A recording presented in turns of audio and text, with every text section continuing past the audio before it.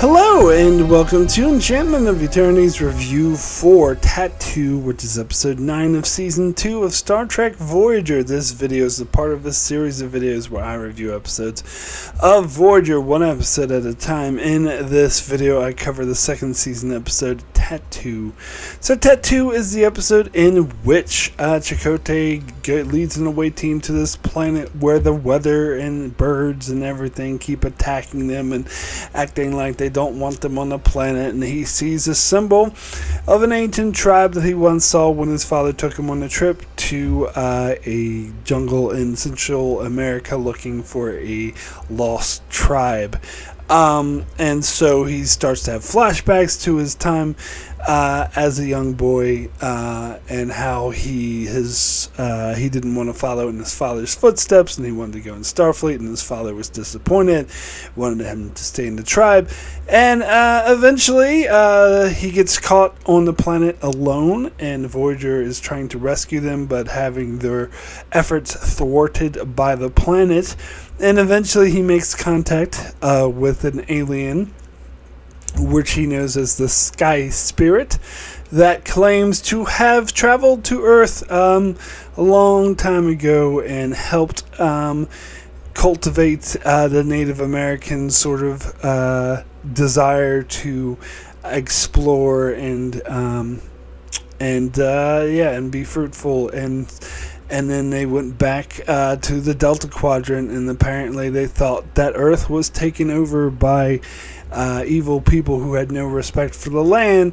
And but Chakotay convinces them that he is of their heritage, and that the humans are now all better now. And so they allow Voyager to receive some of the metals that they were looking for, and lets them all leave on their merry way. So, so when I first saw this episode, I hated it. I thought it was silly, boring. I didn't much care for it. And I remember, putting this on some of my worst lists for Voyager, worst episodes. But I saw it again in '99, as I talked about, when I was visiting New Zealand. And, I actually thought it was a lot better than what I remembered. I'm like, actually, this is a pretty good episode. It's got a good character story for Chakotay. It's got a good background on what's going on with him. And so I actually started really liking this episode. And then later, as I got into making my channel, we're hearing other people's opinions on this episode, and to find that this episode was very much not liked. So it's funny, my original feeling on this episode of not liking it is more in line apparently with the fan reaction to this episode. Now, I'm gonna not beat around the bush here and just jump straight into the reason of why people don't like this episode. And it has a lot to do with the portrayal of Chakotay and Native Americans. And some would go as far as to say that this episode is racist. So, let's get into this. And I was doing a little bit of background research on, I'm sorry for not pronouncing his name correctly, although it's a fake name, so it doesn't matter. Chakotay. I believe there was a hard J. I don't know if it was a silent J. Chakotay Hightower was a gentleman of Eastern European descent who apparently had no Native American descent, but claimed to be Cherokee, and he wrote a lot of novels, even won some awards, and as a Cherokee and as an expert on Native American culture, and he was exposed as a fraud in 1984 by actual Native American activists who did the research and found that he's just lying. So 1984 is when he was exposed as a fraud. 1993, nearly a decade later, he was hired by Voyager. Now, Voyager didn't actually... It said 93 in the research I did, but they didn't actually start producing it till 94, I believe. And it didn't air until 95. Or maybe they started early pre-production in 93. But anyway, he was hired as the consultant, Native American consultant, and apparently did a lot of consulting on the character of Chakotay and their background. And then, as we know, he's not Native American, and he's just making this shit up. And most people who are or know anything about Native American culture will call it out as a bunch of nonsense and not very accurate to Native American culture. Some people were saying, even going as far to say that they expected Chakotay to... Now, I'm not going to do it because it's a kind of offensive, but they were expecting Chakotay to put his hand over his mouth and make the stereotypical cliche Native American noise that they did in a lot of 60s and 50s westerns. That's how inaccurate and shady that many view Chakotay in Native American cultures. So it's important to bring that up in this episode that deals mostly with Native Americans and Native American culture. I know we did get a little bit of this in prior episodes with his Akuchi Moya thing and his space peyote and his I'm far from the ancestors. I'm far from the home of my ancestors, far from the bones of my ancestors, or whatever. So we've had a few episodes already where he's done these, they've gotten into some of the Native American things. So this isn't the first time, but this is the episode that sort of tackles it the most. And so I 100% understand people's reaction of considering this episode racist and a very negative depiction, or at the very least a very inaccurate depiction of Native Americans. So what I'm thinking is, so this is what I'm thinking. I don't know, maybe some people don't really want to take this into account and don't consider it relevant, but it's obvious to me that the showrunners, particularly Jerry Taylor and Michael Piller, were well-intentioned. We know that Michael Piller was into a lot of this new age 90s crap where they sort of tried to honor Native American culture but didn't really understand anything about it. So I think they were coming from a good place. I think they were they wanted to continue Star Trek's tradition of being inclusive. And there was that episode of the animated series that featured a Native American officer that was written by a Native American, and I feel like they wanted to include, indigenous people in this 24th century future and speculate how their culture would be and try to survive in this distant future, and what it would be like, and trying to include it, of course, and being all inclusive and trying to honor Native American culture. So I think that's what their intention was. Now, from what I understand, it was Rick Berman. Sorry, I always have to blame him for everything. But from what I understand, it was Rick Berman who chose to hire Gemma K, or however you pronounce it, Hightower, as the Native American advisor, because I believe that he worked with him before on a documentary. And maybe he was aware of the accusations that he was a fraud, and maybe he didn't believe them. Or maybe he didn't hear of them, or maybe he was purposely choosing to be oblivious and pretending like he never heard these accusations. But yeah, so he chose to hire Hightower as their advisor. And so, I blame him entirely. I think Michael Piller and Jerry Taylor were well intentioned. I think there was their intention to actually honor Native American culture and not sort of present like a farce that was kind of insensitive to their cultures.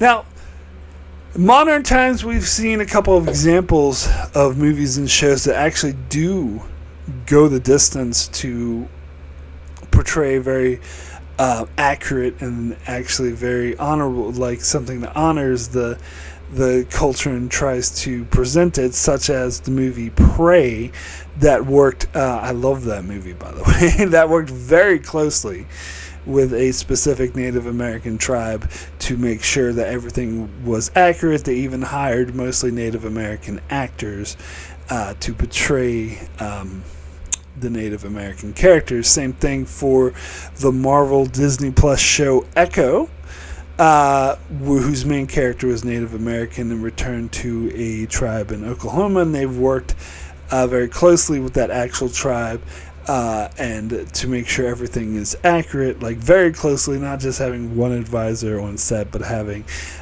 consulting worked very closely with the whole tribe, and a lot of people participated and making sure that that show was as accurate as and as respectful as they could be.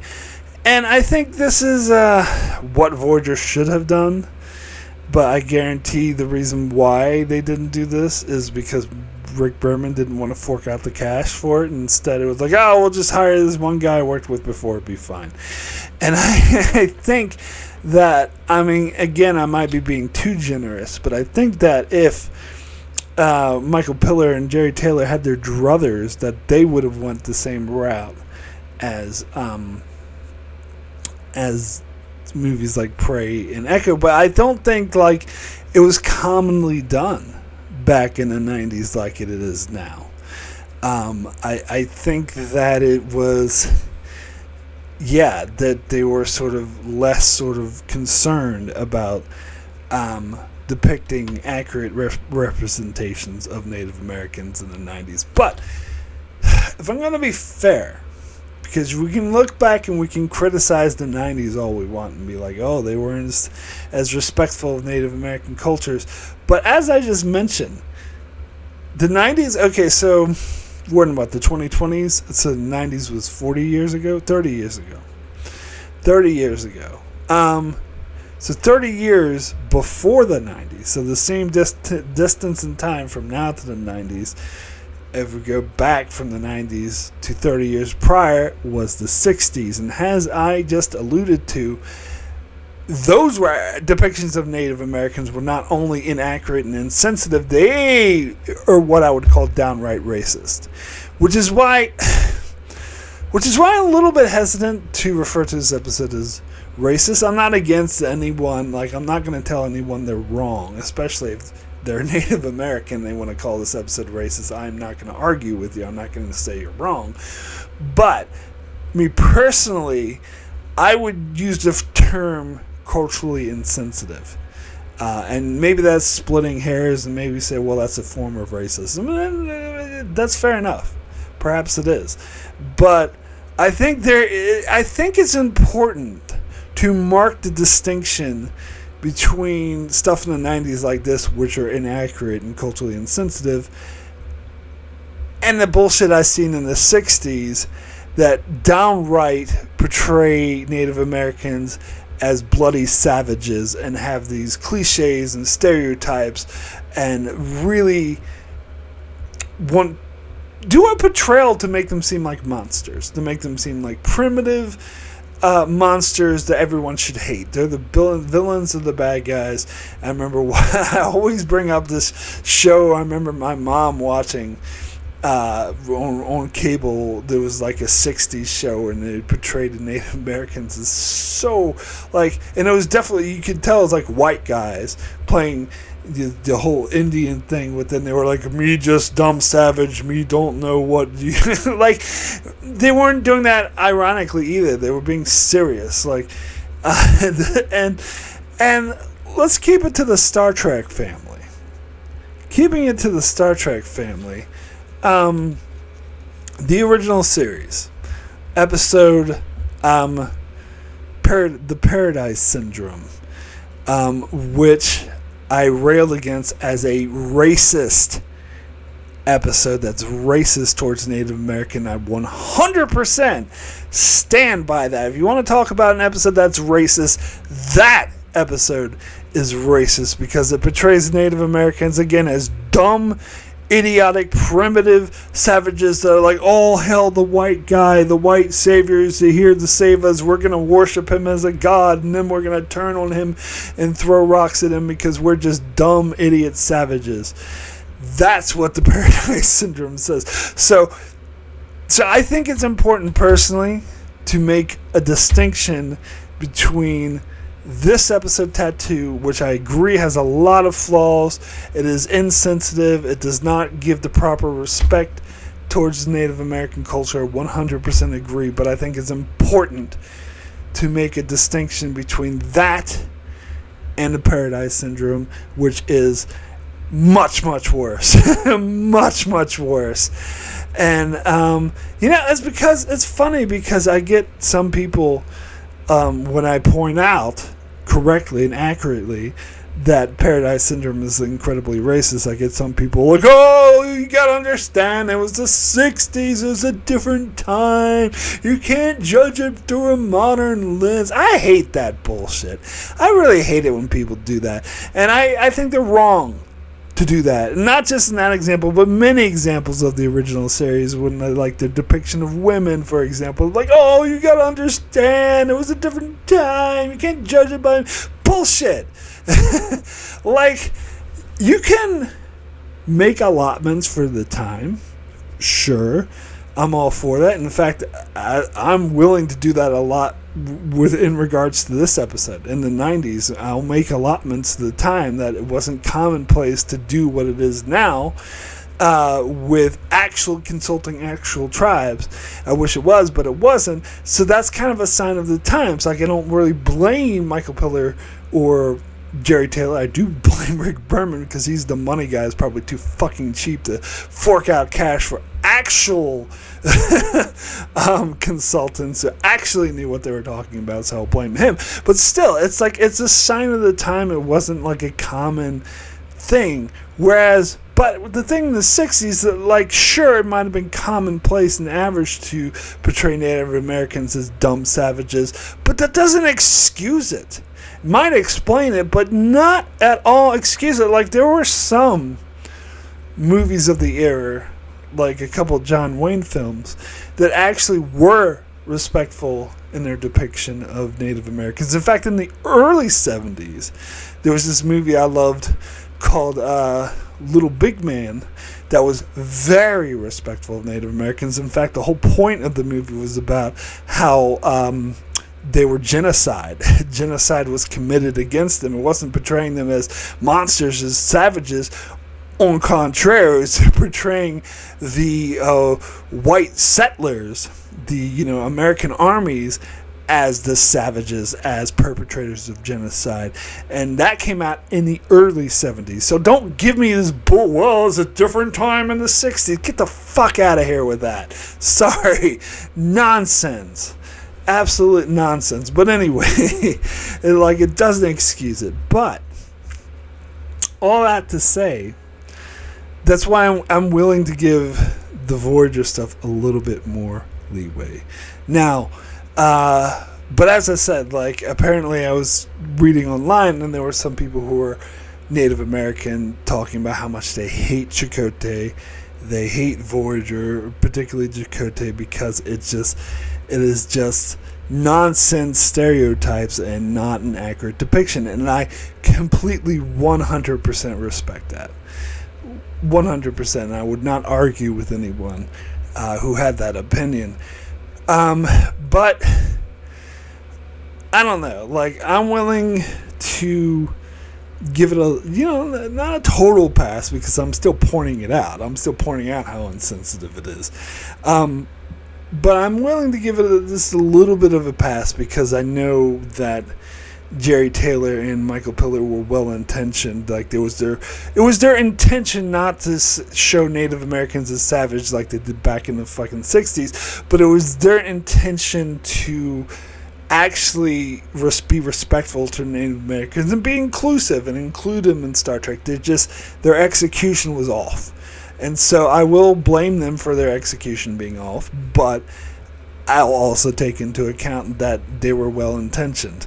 Now, getting to this episode specifically, a lot of people hate this episode because it does the thing where it showed these aliens were the ones that came back and made the Native Americans like smarter or whatever, gave them the sort of will to go out and explore and conquer the continents or whatever. And so they see that as sort of disrespectful, kind of in the same terms of like these sci-fi that try to say like aliens built the pyramids or whatever, which is very disrespectful. It was actually human beings, specifically Egyptians, who built the pyramids, not aliens, and that's kind of disrespectful in that regard. So in the same token, I can see that, but you know, I kind of see this as more of a Star Trek trope. This is kind of something the original series would do shit like this all the time, where they would be like, oh, aliens actually traveled back in the past, and that's how we learned to do this. Like, they didn't do it with pyramids, but they did it with other shit, like, oh, the aliens came back in Earth and they helped us out like they were the Greek gods or whatever, and so I see it as like that Star Trek being Star Trek. That's just using a very, typical trope. Now, is it a bit more insensitive in this particular instance? 100% it is. But I still just see that as a Star Trek thing. And maybe it's a bit more insensitive that these particular aliens are played by white actors. Maybe not the best choice. Maybe if you're going to say they're the root of Native Americans, I don't know, maybe get some Native Americans to play them. I'm just spitballing here. Rather than the, Mr. Lipman from Seinfeld. Anyone who's familiar with Seinfeld, like, he was one of Elaine's bosses. Like, they always get Elaine's bosses to be on Star Trek. There was Mr. Pitt was in the Voyager episode in season 6 with those Irish pub people. Fuck that. But and then Mr. Lipman is in this episode. He was also in the First Duty. He played a Vulcan admiral in the First Duty as well. But yeah, he was in this episode playing the alien. And then they had they didn't have Mr. Peterson. He never appeared in Star Trek, so he's the only one of Elaine's bosses that didn't appear in Star Trek. They did have, though, one of George's bosses. It was more of his immediate supervisor rather than his boss when he worked at the Yankees, because his head boss was the actual owner guy. I can't remember his name, Steinbrenner or whatever, who they just had, God, I'm blanking on names. The co-creator of Seinfeld just voiced him. What the hell is that guy's name? He went on to do Curb Your Enthusiasm. I don't know, that guy. But anyway, I'm getting off topic, start talking about Seinfeld. But yeah, George's immediate supervisor for the Yankees, that actor was the one who did eventually play Tom Paris's father in season 6 and 7. So yeah, they have a thing with getting the bosses on Seinfeld. In fact, I kind of want to make a video about all the actors who appeared in Star Trek and Seinfeld, because there's a lot. Like, I went back and watched a bunch of episodes of Seinfeld because it's been so long, and I keep picking out like all these Star Trek actors. It seems like there was a huge connection between Star Trek and Seinfeld. Like the Michelle Forbes appeared on Seinfeld once, and the one I always like to point out is the guy who played Senator Vreenak, and in Pale Moonlight he played someone Elaine was dating in Seinfeld once. I think he was a psychiatrist. Anyway, I'm getting sidetracked by Seinfeld, but it's still hard for me to watch this episode and not see Mr. Lipman being like, oh, I'm this alien who, and I'm, no offense, to the actor who played Mr. Lippman, but he's like very white, like someone I would describe as a very much a white man, and having him play the alien that inspired the Native Americans and said, "Oh, we saw that they respected the land and whatever," and it's just like, why is Mr. Lippman the one telling me this? Like, I'm sorry, I just think that was a terrible casting choice, and since I'm on the topic of casting,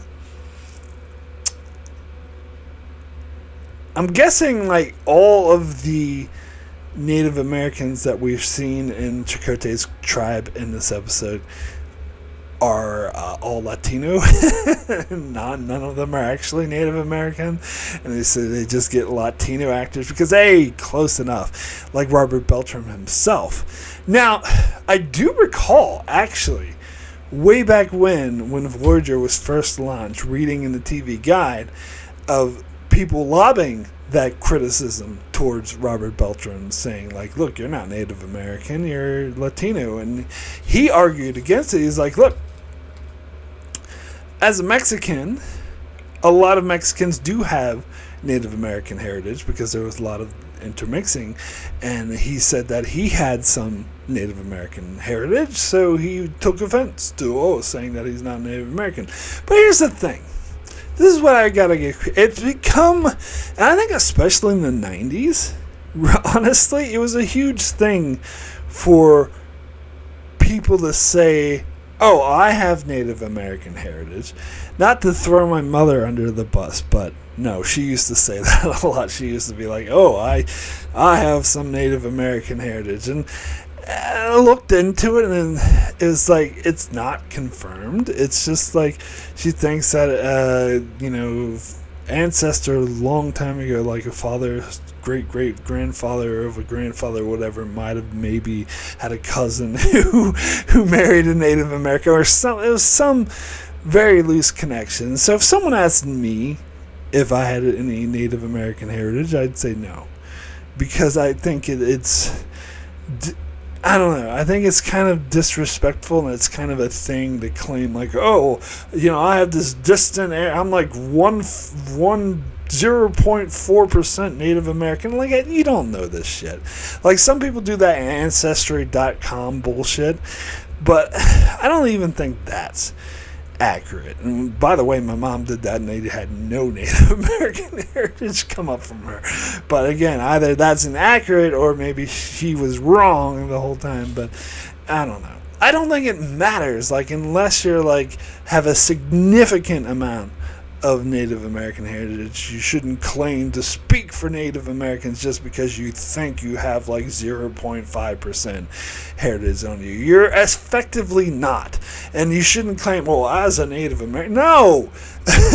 Absolutely not. And I feel like that's what Robert Beltran was doing. I do. I feel like that's what he was doing. But anyway, so yeah, that is kind of a, I'm sorry, but a negative. As well. I mean, why can't you get Native American? Like, how hard is it? Is it really that hard to find Native American actors? But anyway, since I'm on the... Well, okay, so I came up with a headcanon justification for this. Is that this is taking place in the 24th century, and maybe by that time there's been so much sort of intermixing that there's no such thing as a pure Native American anymore, that a lot of them do have blood from other cultures like Latinos. So that's I feel like I'm making an excuse for them by saying that, but that's my very sort of far off excuse for maybe it would be that way. And the other thing is,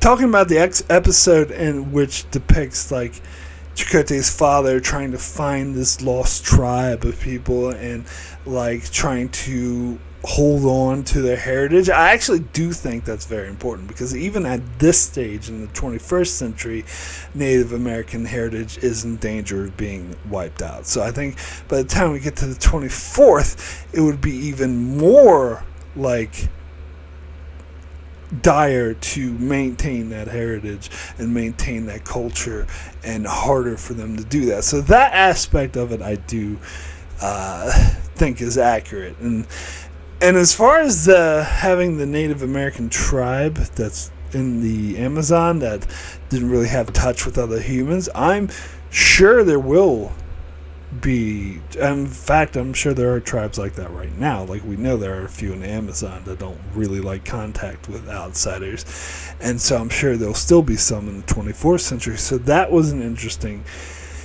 aspect to play on it. I was also thinking specifically of Sentinel Island. I was recently, a couple years ago, heard a news story on that and started doing research on it because I'd never heard of it before. But apparently there's an island sort of near India.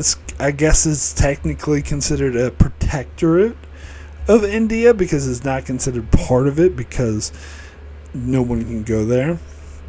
In fact, people are strictly forbidden to go there because there is a group of indigenous people who live there who specifically do not want any contact with outsiders. In fact, if any outsider tries to go on the island, they kill them.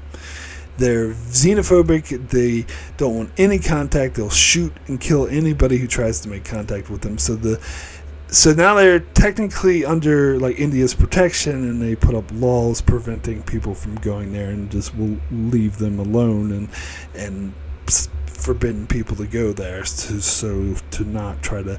And it seems like the surrounding islands by them were all colonized, and a lot of people died off from disease and whatnot, or sold into slavery. So it does seem like they were kind of right to do that, but in a way. But yeah, because I heard the story a couple of years ago of a missionary, these stupid missionaries, trying to go to the island. Everyone's saying like, no, don't go there, and he's like going there waving, God loves you, and of course they killed him.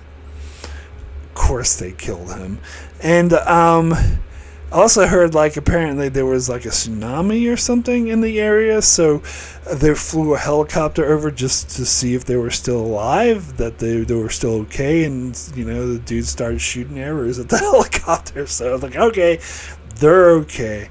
And yeah, I think there's also stories of fishermen who were out fishing and they got a bit too close to the island and they got killed. So it's a good thing that this tribe that Chakotay's father was looking for was not as violent. That they're more sort of accepting of outsiders. But no, they said that they're of the same heritage. But no, I could, watching this scene specifically of like them taking off the clothes and being like, oh, we are cousins or whatever, I could definitely see people who are actually are Native American or have Native American culture or heritage looking at that and being like, yeah, this is a bunch of nonsense. It's offensive because this is nothing like how the tribes would actually behave. And I get that. Like, I think that's absolutely fair to say that.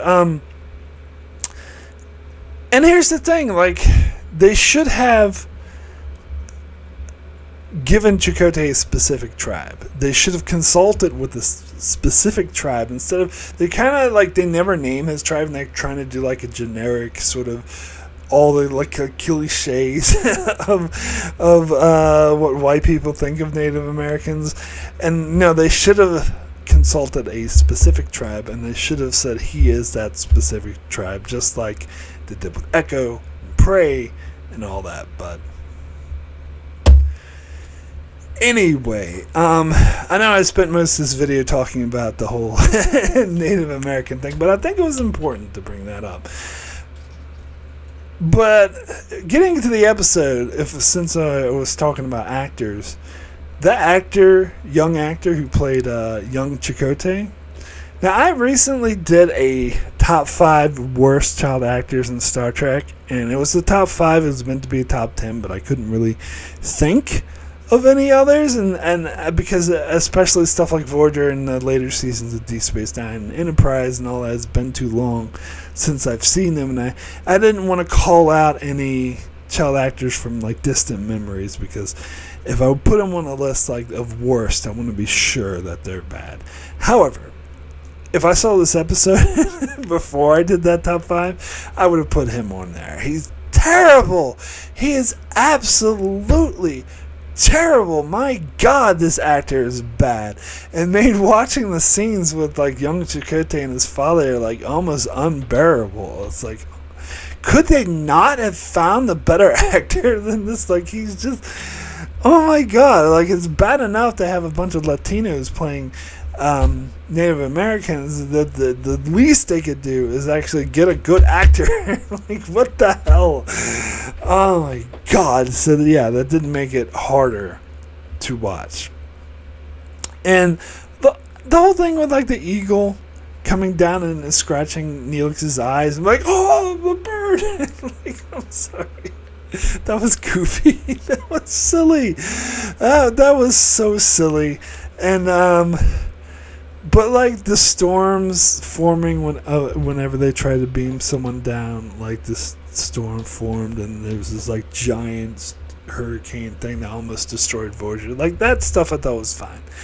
Like I did think it was interesting that they were trying to use the elements of nature to ward off the Voyager crew, but I don't know. And then you get another cliche about how people think Voyager are assholes when they're not.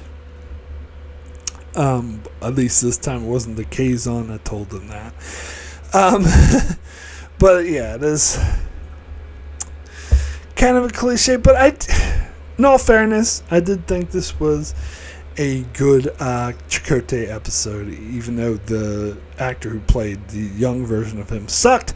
It was still an interesting insight to his background, to how he respects his father. I think the actor who did play his father did do a good job, and apparently he's a really well-known actor in westerns and whatnot. And so yeah, I thought he did a good job. And it was interesting. And this is why I said when I rewatched it, I actually liked it a lot more. And I thought it would, because I think it does give us a insight in Chakotay's character and why he wears the tattoo to honor his father.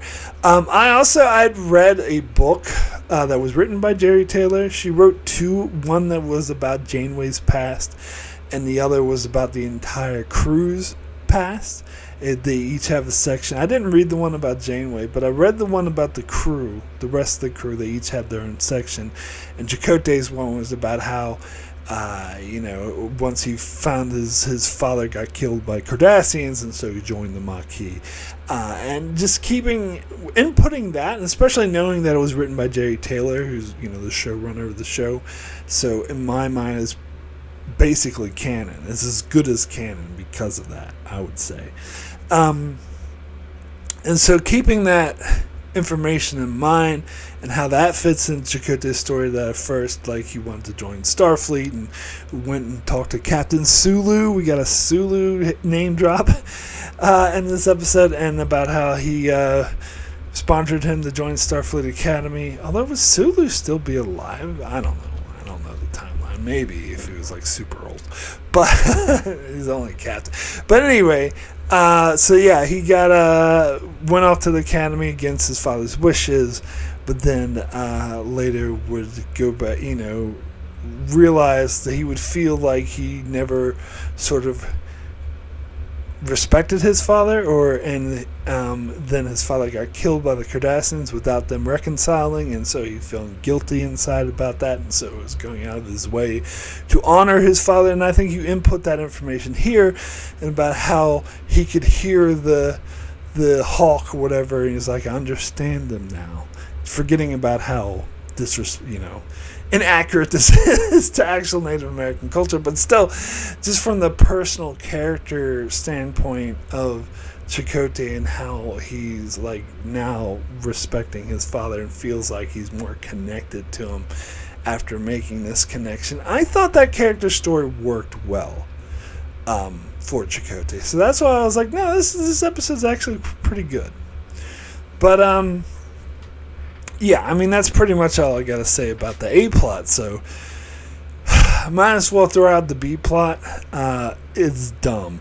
I think it's so dumb. This is the one where the doctor was being a dick to people who were sick, and Kes is like, you should, have more sympathy for them, and so he created a holographic virus, but he didn't do that to get more sympathy. He did that to show the crew how you can be sick and still suck it up and do your job. You know who the doctor was reminding me of in this episode? Was reminding me of Tucker Carlson, who recently was like, oh my god, that guy's so fucking despicable. But he was recently saying something like, oh, well, how come people, full-grown adults, call in sick? That's something kids do. You're not sick.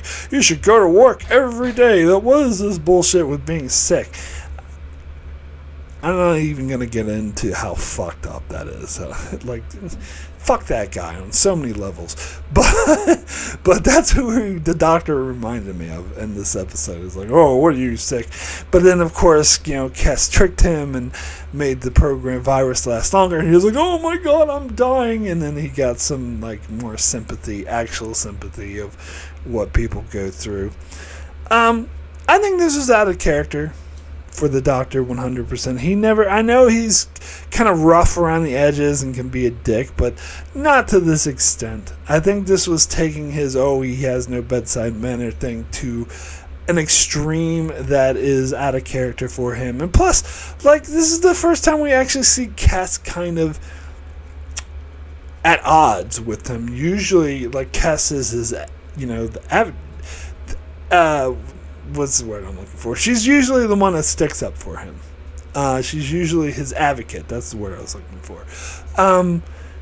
But to see her at odds with him and purposely trick him, and this doesn't really happen again either. This is just it just feels out of place, and it was just as stupid. It wasn't funny with the doctor sniffling and coughing and then Harry Kim shows up. He's like, Doc, I don't feel too well. It's like, neither do I, but you don't see me complaining.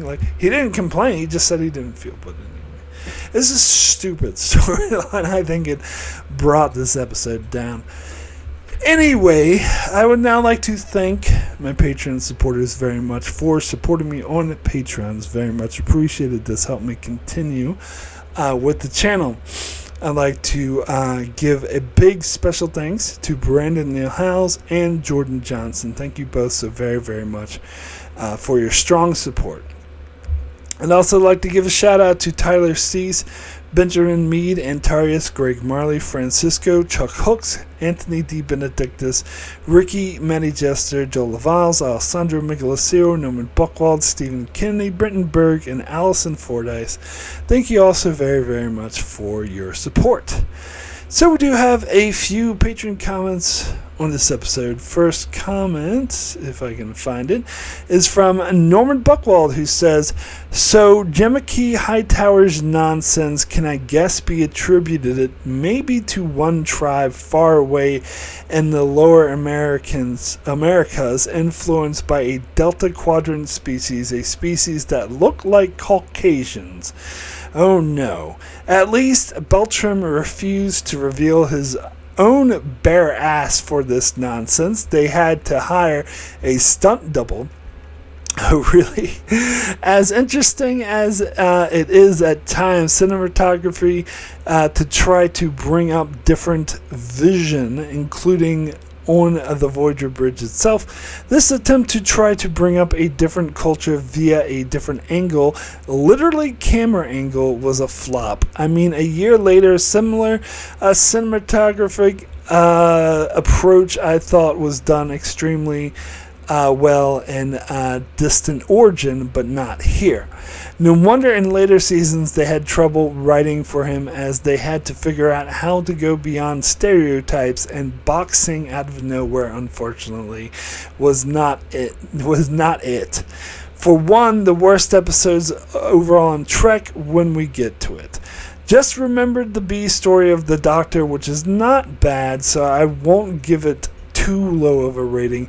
I guess there's also what was attempted via flashbacks to try to build Chakotay's story in spite of the lame culture heritage mess. But I'm not impressed, especially since with the exception of Chakotay's father character not really mentioned again, including, I don't know, a key figure Chakotay was mentioned by in Starfleet that's not mentioned in reference to Chakotay at all in flashback. 3.5 Akuchimoyas out of 10. Oh yeah, I didn't think about that. The Sulu episode, they didn't mention Chakotay, never mentioned. Oh, I knew Sulu, but yeah, I think they forgot about this reference, which is fair enough. I forgot about it too. Yeah, I guess we disagree on the Doctor storyline. I thought that was stupid. Like, I thought that was dumber than the A-plot. I actually do like some of the back character stuff they did for Chakotay, but yeah. That's just me. So anyway, next comment is from Ricky. He says, this episode is actually quite decent, especially knowing that Chakotay will be neglected in later seasons and be underutilized, and not to mention love boxing out of nowhere. But seriously, I like this episode, and I really like the flashbacks of Chakotay and his father. It was a nice character growth, and yes, the alien influencing the American Indian culture was very offensive, but when I look past it, it tells a pretty good personal story of Chakotay. As for the B story of the Doctor programming to be sick, I actually found it mildly entertaining and funny at times, but it wasn't that much to it. So my rating is a 7 out of 10. Yeah, no, I thought, I agree. I thought this was, at least they're trying to do something with Chakotay and having a good, interesting background for him. Where later seasons, second person inventing the boxing out of nowhere thing, which is much worse. But anyway, next comment is from Benjamin Mead, who says, this episode isn't terrible, but other than the Dr. B plot, it is boring. I haven't seen all of TOS, tried but can't get through it, and I've only seen the first 2 seasons of Enterprise once a long time ago, so I'm sure there are some major contenders in there, but setting aside what I haven't seen and can't remember, I would probably vote this as my number 1 most boring episode. I almost wrote it was also the worst flashback to main characters as kids episode. Better episodes are Gravity and Lineage. But I almost forgot about Dark Frontier. Others have mentioned the American Indian stereotypes, which is also another ding against this episode. Masterpiece Society is a much more boring episode than this, at least in my humble opinion. As I said, I originally thought it was boring, but I kind of changed my mind and thought it was actually an interesting character story. You mentioned the first 2 seasons of Enterprise. There's a lot of contenders in there that are way more boring than this episode, but you don't even need to look to Enterprise. Masterpiece Society, that is the boringest episode of the franchise, in my opinion. But I'm trying to think. There must have been another episode that had flashbacks to them being kids that I thought were worse than this one. I'm trying to think, because I don't think I liked Gravity at first, but that one grew on me.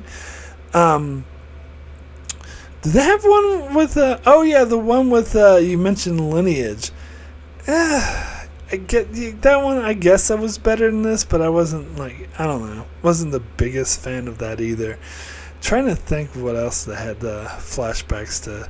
Yeah, the 709 stuff in Dark Frontier was just awful. But anyway, trying to think. I thought Janeway had one, but I can't think of it. Oh, there was that whole episode 1159, which sucked much worse than this, but that wasn't really a flashback. She was just thinking about her ancestor or whatever. But yeah. Anyway, Next comment is from Stephen Kennedy, who says, Mark, today I'm reviewing Tattoo.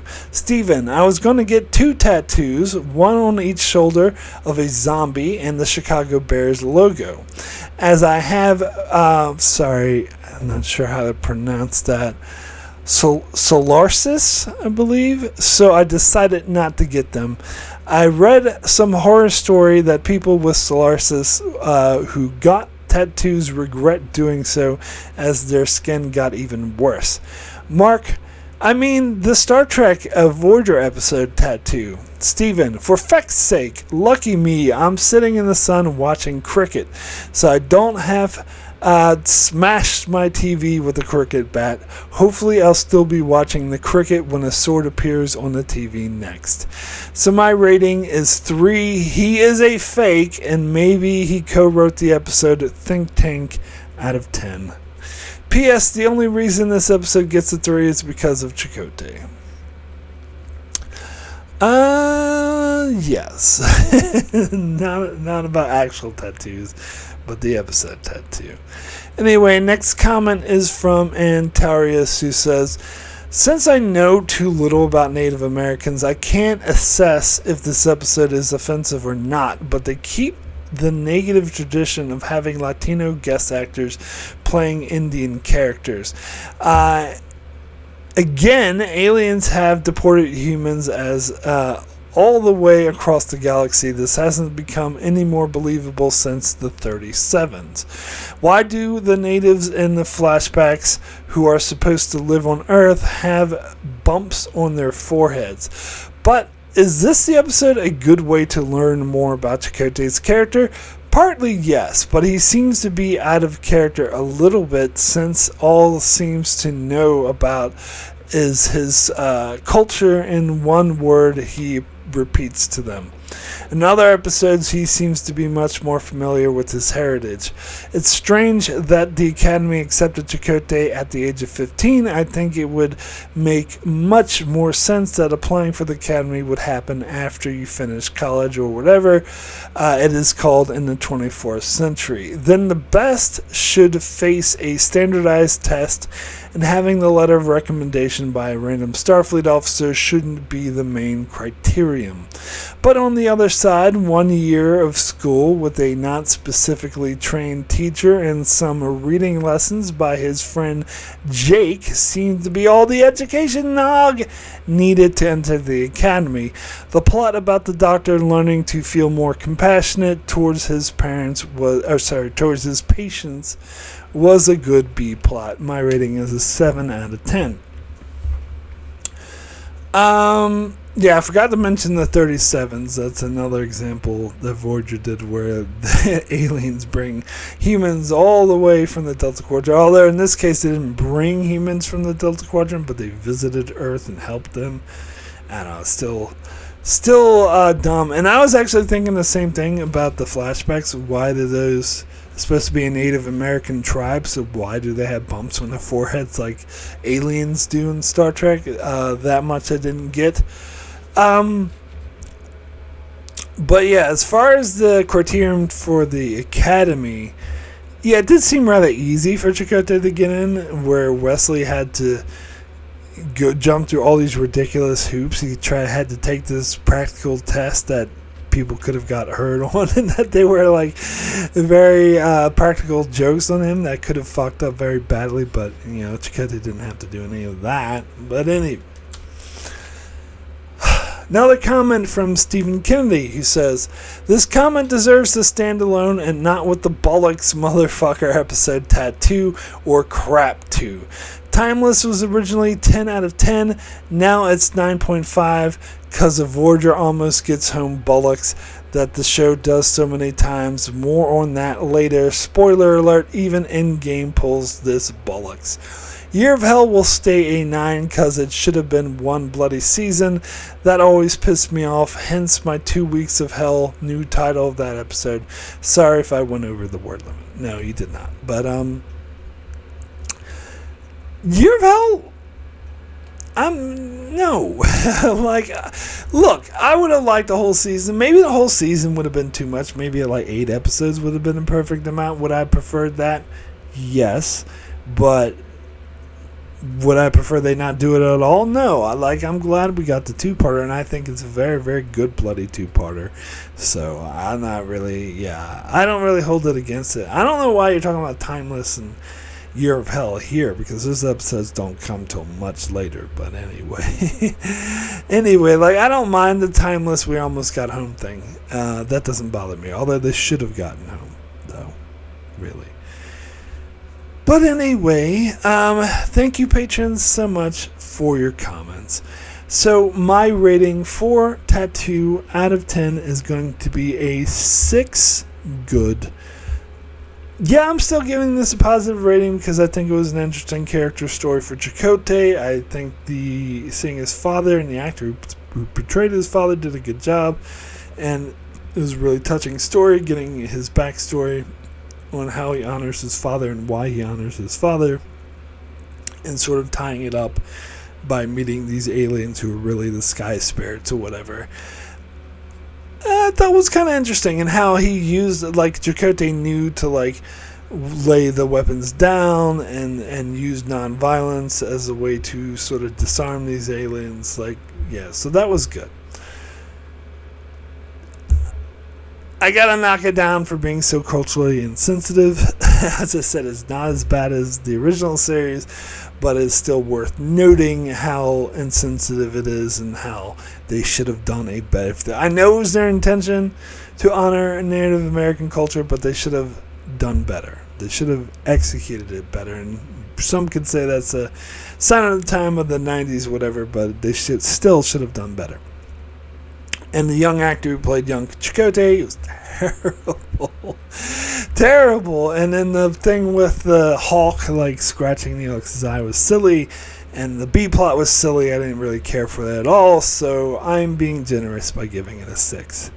Really, I think I should give it a lower rating. But I like that character story for Chakotay. So I'll give it a 6 out of 10. So that is it for my review of Tattoo. So if you enjoyed this video, please be sure to leave a like, subscribe, leave a comment below. That helps me out a lot. And if you'd really like to help out the channel, you could support me on Patreon. There's a link in the description below. I have different rewards, such as a series of patron-only videos that I do exclusively for my Patreon supporters, where I revisit reviews I've already made. And you can leave comments that I'll read in my videos, and I have pre-releases and all sorts of other things you can check out if you're so inclined to do so. So let's see what's coming up next on the old channel here. Thursday, we'll be reviewing the next episode of Strange New Worlds, Season 3, Episode 3. Saturday, over to Deep Space Nine, reviewing the episode A Little Green Men. And then next Monday, I'll be doing one of those patron-exclusive videos I was talking about, revisiting my review for Cold Fire over on Patreon. So that's what's coming up on my channel. Be sure to check it out as I continue to cover Star Trek Voyager and Star Trek Deep Space Nine and Star Trek Strange New Worlds and many other videos on Star Trek and other shows as well. So be sure to subscribe so you can keep up with all of that, and thanks a lot for watching.